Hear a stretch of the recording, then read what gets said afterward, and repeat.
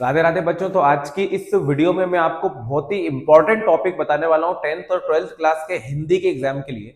अगर आप हिंदी के एग्जाम में 80 में से 80 या 75 में से 75 मार्क्स चाहते हो 10th और 10th क्लास के स्टूडेंट्स, तो इस वीडियो को देख लीजिएगा। छंद वाला जो टॉपिक है पूरी तरीके से निचोड़ के रख दूंगा और आपको एकदम क्लियरली दिमाग में बैठ जाएगा कि कौन कौन से छंद जो है वो आपको अपने एग्जाम के लिए बढ़िया तरीके से तैयार कर लेने। तो चलिए इस वीडियो को स्टार्ट करते हैं और टाइम को बिल्कुल भी खराब नहीं करते। तो प्यारे बच्चों, आज का जो टॉपिक रहने वाला है वो रहेगा छंद। कौन कौन से छंद आपको पढ़ लेना है, सिर्फ 5 क्वेश्चन बताऊंगा।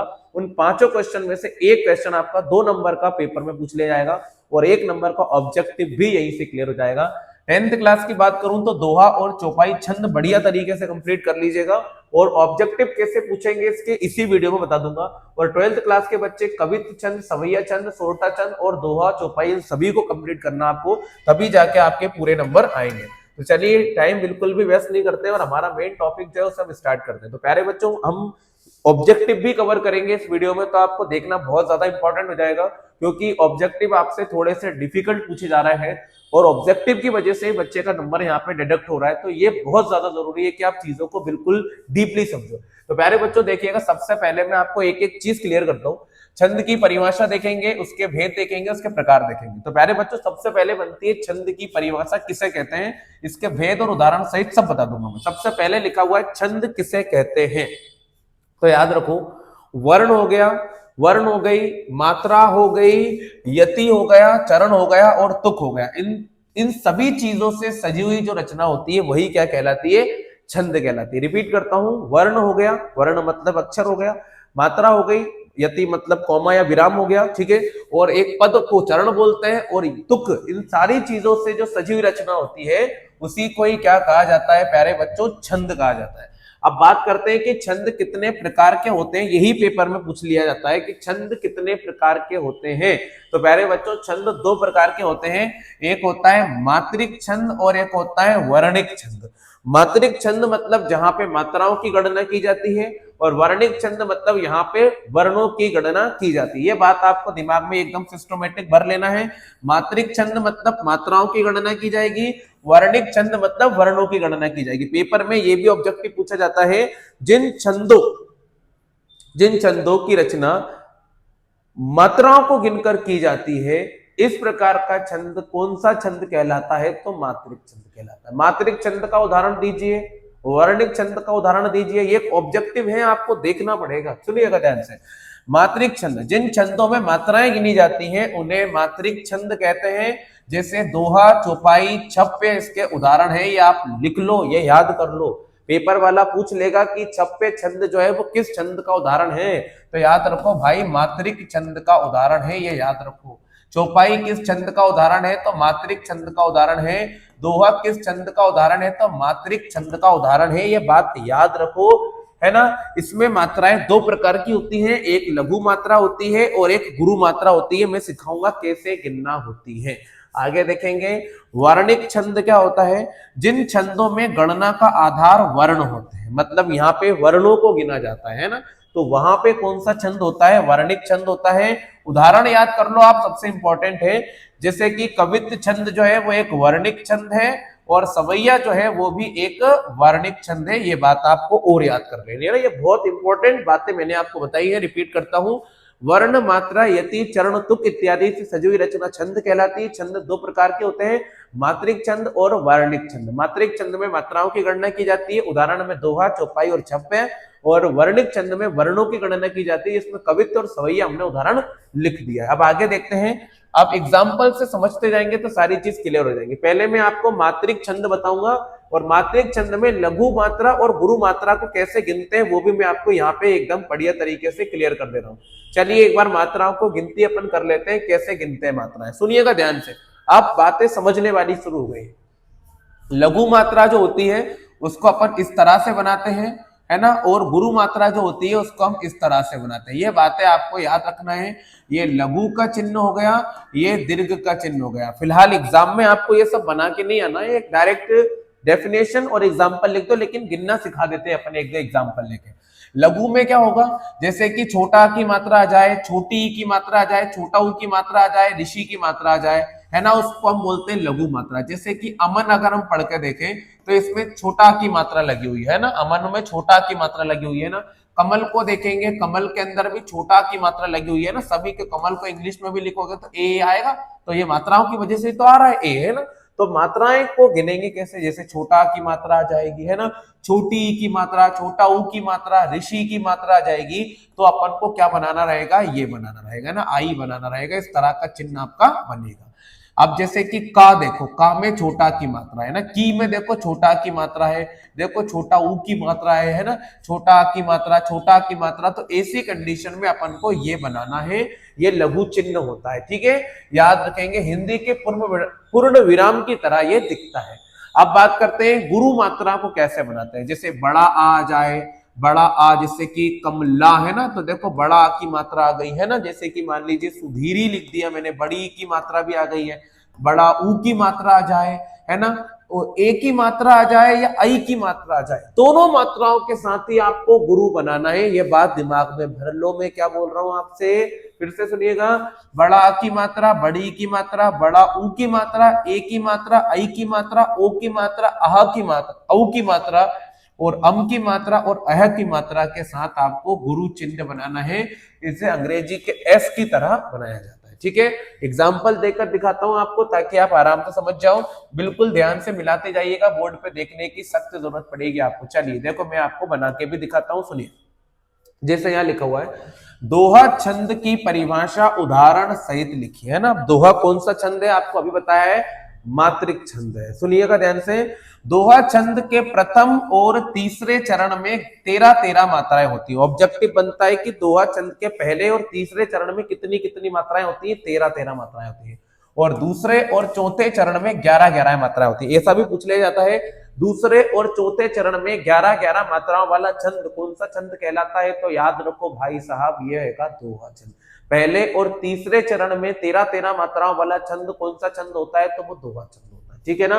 कुल मिला के टोटल कितनी मात्राएं होती हैं, 24 मात्राएं होती हैं। 24 मात्राओं वाला छंद कौन सा छंद है, तो दोहा छंद है, ठीक है ना प्यारे बच्चों, ये दोहा छंद होता है। क्लियर है, पहले और तीसरे चरण में 13-13 और दूसरे और चौथे चरण में 11-11 मात्राएं होती है, कुल मिला के 24 मात्राएं होती है। अब मैं आपको गिनकर दिखा देता हूं ताकि आपको क्लियर हो जाए कि कैसे होती है। चलिए, पहले अपन 13-13 मात्राएं गिनेंगे, उसके बाद अपन 11-11 मात्राओं को भी गिनेंगे। चलिए, पहले अपन पहला और तीसरा वाला चरण को गिनते हैं, सुनिएगा ध्यान से, है ना।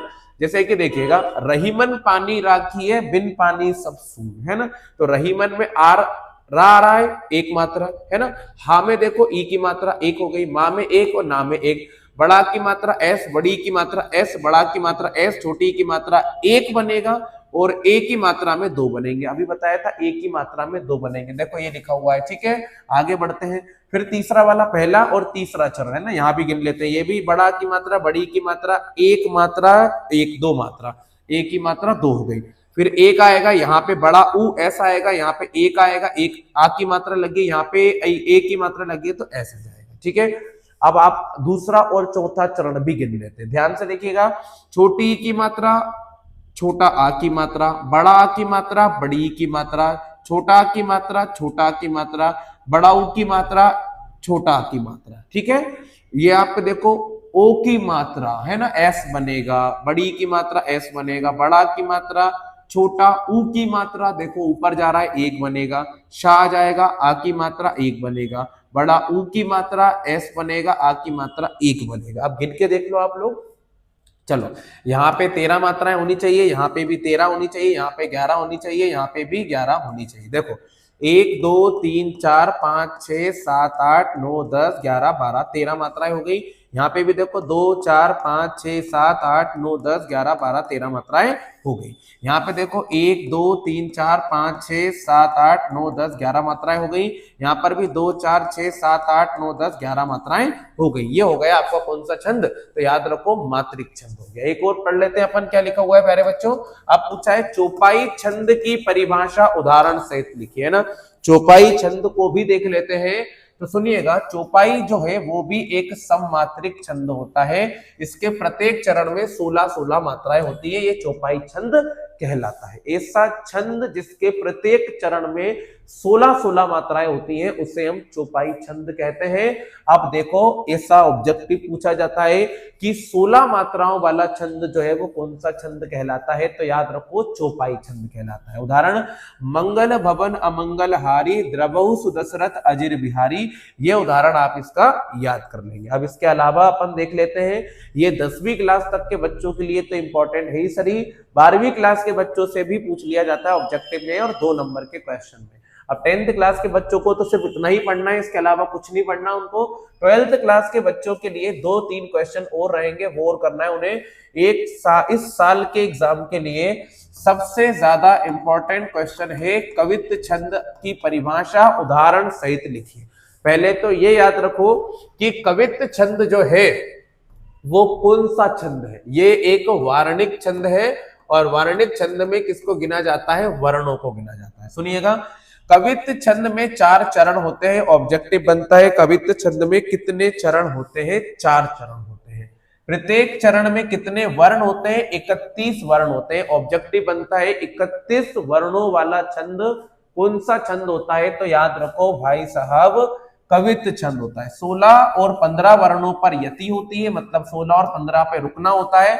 हर चरण का अंतिम वर्ण गुरु होता है, मतलब एस होता है। देखो यहाँ पे बड़ी बड़ी बड़ी बड़ी बड़ी बड़ी बड़ी बड़ी सब में देखो आई की मात्रा एक ही मात्रा है ना, ऐसे आपको चीजों को याद रखना है। अब अपन एग्जाम्पल भी देख लेते हैं। रिपीट करता हूं, कवित्व छंद जो है वो कौन सा छंद है, तो वार्णिक छंद है। इसमें 16 और 15 पर यति होती है, टोटल 31 वर्ण होते हैं, अंतिम पद गुरु होता है। उदाहरण याद करने का मन है तो उदाहरण आप ये वाला याद कर लीजिएगा, बहुत ही सरल है। प्राकृत भाषा का अपभ्रंशीय रूप है हिंदी, माँ संस्कृत की सबसे प्यारी बेटी है हिंदी, सुंदर सरल सहज मनोरम है हिंदी, सच पूछो तो हे भारत के माथे की बिंदी। प्राकृत भाषा का अपभ्रंश रूप है हिंदी, माँ संस्कृत की सबसे प्यारी बेटी है हिंदी, सुंदर सहज सरल मनोरम है हिंदी, सच पूछो तो हे भारत के माथे की बिंदी। ये बात आपको याद रखना है। उसके अलावा अगर आपको करना है तो एक ये वाला छंद करना है, सवैया छंद को उदाहरण सहित समझाइए। मोस्ट इंपॉर्टेंट क्वेश्चन है सवैया छंद। सवैया छंद में 4 चरण होते हैं। 22 से लेकर 26 अक्षर के चरण वाले सामूहिक छंद को ही क्या कहते हैं हम, सवैया। 22 से लेकर 26 अक्षर के चरण वाले छंदों को क्या कहते हैं हम, सवैया छंद कहते हैं। उदाहरण याद रखिएगा, इसके अनुरूप कहें किसको वह कौन सुदेश सुमन्नत है, समझे सुरलोक समान इसे उनका अनुमान असंगत है। ये उदाहरण आप इसका याद कर लीजिएगा। अगर कोई सा दूसरा उदाहरण सुटेबल लगे तो वो याद कर लीजिएगा, ठीक है। एक क्वेश्चन ये हो जाएगा। इसके अलावा एक और क्वेश्चन आपसे पूछा जाता है, सोरठा छंद की परिभाषा उदाहरण सहित लिखिए। अब आपको एक खुशखबरी बता दूं, एक ऑब्जेक्टिव बनता है कि सोरठा छंद किस छंद का उल्टा होता है, तो याद रखो दोहा छंद का। और दोहा का उल्टा क्या होगा, सोरठा होगा, क्योंकि दोहा में हमने क्या पढ़ा था, पहले तीसरे चरण में 13-13, दूसरे चौथे चरण में 11-11 मात्राएं होती है। यहाँ पे उल्टा है, इस छंद में 4 चरण होते हैं। पहले और तीसरे चरण में 11-11 मात्राएं होती है और दूसरे और चौथे चरण में 13-13 मात्राएं होती है ना। चरण के अंत में यति होती है, ठीक है, ये यति होती है, ठीक है। ये आपको याद रखना है। सोरठा छंद दोहा छंद का अपोजिट है और इसमें होगा क्या, पहले तीसरे में 11-11 और दूसरे और चौथे में 13-13 मात्राएं होती हैं। उदाहरण, नहीं कोई नादान ज्ञानी अब सब लोग हैं, अपना ज्ञान बखान जगह जगह है बांटते, है ना। ये आप लोग यहाँ तक का याद रख लीजिएगा, ये मोस्ट इंपॉर्टेंट क्वेश्चन है। इसके अलावा अगर और कुछ याद रखना है तो रुबाइयां आप याद रख सकते हैं। प्यारे बच्चों, ये तो मैंने आपको क्लियर कर दिया है कि छंद जो है वो किस तरह से पूछे जाते हैं। और अगर और भी बहुत बढ़िया तरीके से पढ़ाई करना है तो ये जो ऑब्जेक्टिव है ये आपको कंप्लीट कर लेना है। एक बार वीडियो में देख लीजिएगा, ये ऑब्जेक्टिव आपसे एग्जाम में पूछे जा सकते हैं, ठीक है। अगर इसका पीडीएफ आपको चाहिए तो आपको हमारे व्हाट्सएप चैनल से और हमारा टेलीग्राम जो चैनल है उससे जुड़ जाना है। आपको सारे के सारे ये जो ऑब्जेक्टिव हैं और ये जो नोट्स हैं ये आपको आसानी से मिल जाएंगे। अगर वीडियो अच्छा लगे तो प्लीज वीडियो को लाइक कीजिएगा और चैनल को सब्सक्राइब जरूर कीजिएगा। 10th और 12th क्लास के अधिकतर सभी सब्जेक्ट हमारे चैनल पे अपलोडेड है, आप वहां से देखोगे तो सारी चीजें क्लियर समझ में आएंगी और बहुत अच्छे मार्क्स आपके एग्जाम में जरूर आएंगे। जय श्री महाकाल, मिलते हैं।